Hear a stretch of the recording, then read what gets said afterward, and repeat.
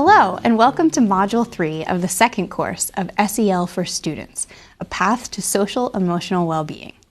Here we focus on SEL for students, and in particular, look at SEL programs as one means of attaining social emotional well-being for students in preschool through high school.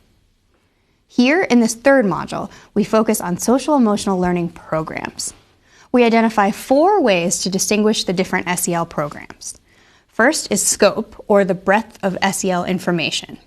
Second is focus, or the focal domain that the program attends to, such as kindness, grit, or brain-based research.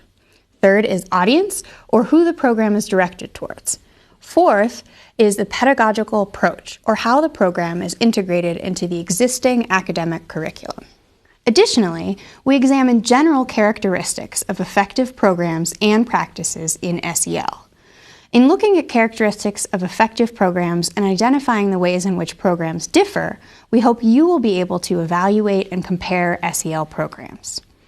In the next 2 modules, we'll be using these tools as a means of examining programs relative to your purpose and how you intend to use them.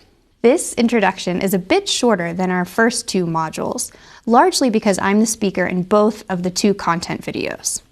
In the first, I will identify the ways in which programs differ from one another and discuss how these categories help us evaluate a program's strengths and weaknesses relative to your needs.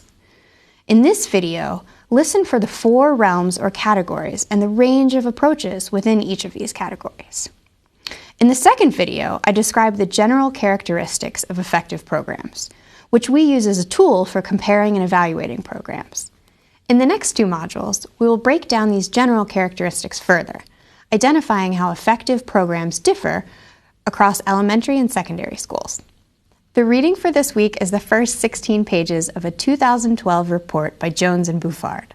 As you read, focus on the limitations of existing programmatic approaches, as well as what principles were developed to move towards more effective school-based approaches.